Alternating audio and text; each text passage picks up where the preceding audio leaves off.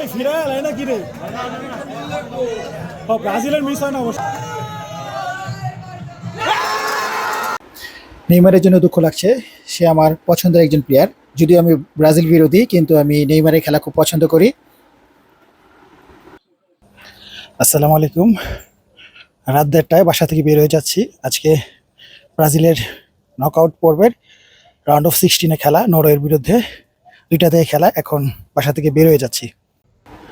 আপনাদের আমন্ত্রণ জানাচ্ছি ব্রাজিলের খেলায়। আজকে রাউন্ড অফ 16 বিশ্বকাপ ২০২৬ রাউন্ড অফ 16 আজকে খেলা হচ্ছে ব্রাজিল বনাম নরওয়ে।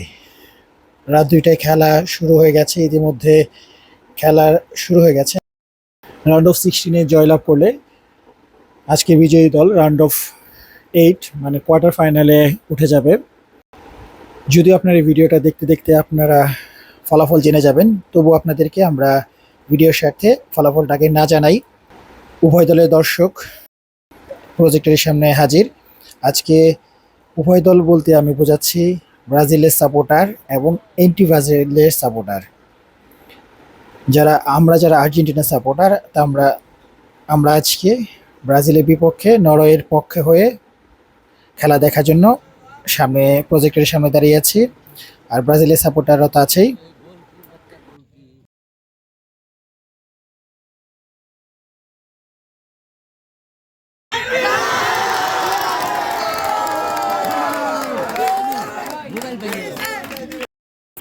খেলার প্রথম ভাগে ব্রাজিল একটি পেনাল্টি পেয়েছে। এই ফিরায় আলাই না কি রে? ব্রাজিলের মিস হয় না অবশ্য।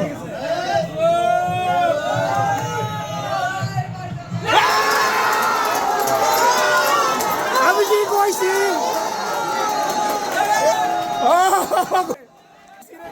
ব্রাজিলের জন্য দুর্ভাগ্য, ব্রাজিলের পেনাল্টি মিস হয়েছে।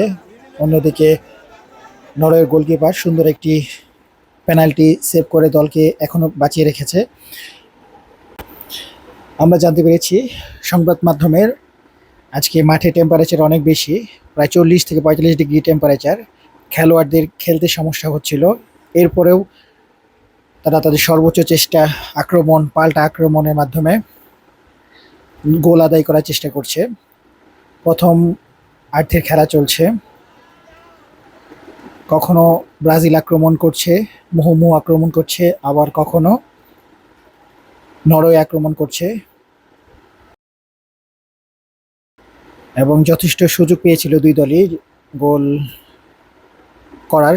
তবে ভাগ্য কারোরই সফল হয়নি। প্রথমার্ধে কেউ কোনো গোল পায়নি।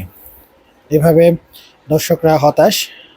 প্রায় 45 মিনিট খেলা শেষ হইল। প্রথমার্ধের খেলা শেষ। প্রথমার্ধের শেষে দুই দল 0। খেলা এখন বিরতির পরে আবার খেলা শুরু হবে। বিরতির পর আবার খেলা শুরু হয় এবং সাথে সাথে দর্শকের পরিমাণও আমাদের প্রজেক্টের সামনে বাড়তে থাকে। বেশি দর্শক ব্রাজিলের সাপোর্টার, সবাই গোলের জন্য অপেক্ষা করছে। এর মধ্যে দুই দল পাল্টা আক্রমণের মাত্রা প্রচণ্ড পরিমাণে বাড়িয়ে দেয়। মুহুর্মুহু আক্রমণের মাধ্যমে উত্তেজনাপূর্ণ ম্যাচটি চলতে থাকে। তবে কোনোভাবে গোল হচ্ছিল না এবং অবশেষে নরওয়ে ব্রাজিলকে একটি গোল দিয়ে দেয়। আর্লিং হল্যান্ড চমৎকার একটি হেডের মাধ্যমে গোলটি দিয়ে দেয়। 1-0 গোলে নরওয়ে এগিয়ে যায়। ঘড়িতে মানে খেলার সময় তখন 77 মিনিট। ব্রাজিলের দর্শকরা খুব বিমর্ষ হয়ে যায়। আমাদের আনন্দ ছিল বাঁধ ভাঙা। এর মধ্যে আবার ব্রাজিল তার আক্রমণের মাত্রা আরও বাড়ায়। খেলার সময় চলছিল 85 মিনিট। Brazil 0, Norway 1। দুই দলই অনেক সুযোগ পাচ্ছিল। শক্তির বিবেচনায় ব্রাজিল অনেক শক্তিশালী দল, 5 বারের বিশ্ব চ্যাম্পিয়ন। অন্যদিকে নরওয়ে মাত্র 4বার বিশ্বকাপ খেলেছে, 90 মিনিটে খেলা হয়ে গেছে 1-0। আবার একটা মজার ঘটনা ঘটে যায়, প্রায় 91 মিনিটে চমৎকার একটি গোল দিয়ে দেয় আর্লিং হল্যান্ড।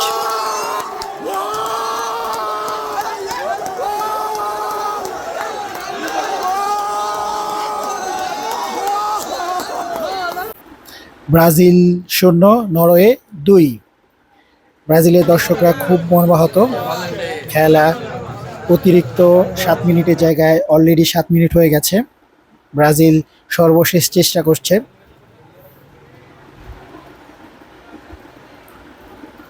একরকম নিশ্চিত হয়ে যায় ব্রাজিলের পরাজয়।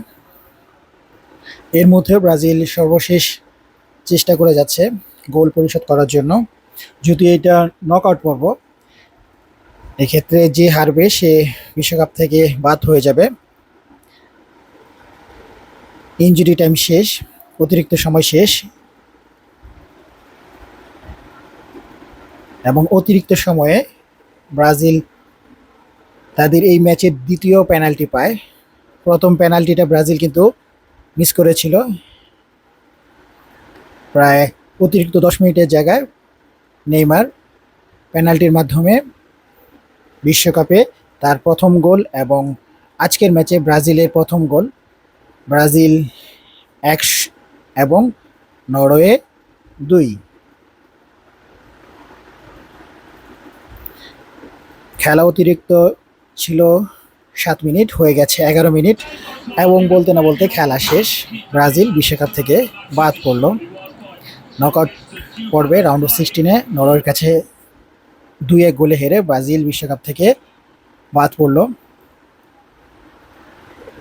যদিও আমি আর্জেন্টিনা করি, তবে ব্রাজিলের খেলা খুব ভালো লাগে। ব্রাজিল বিশ্বকাপ না থাকলে খেলার আনন্দ অনেকটা, বিশ্বকাপের আনন্দ অনেকটা কমে যায়। ব্রাজিলের পরবর্তী বিশ্বকাপের জন্য শুভকামনা।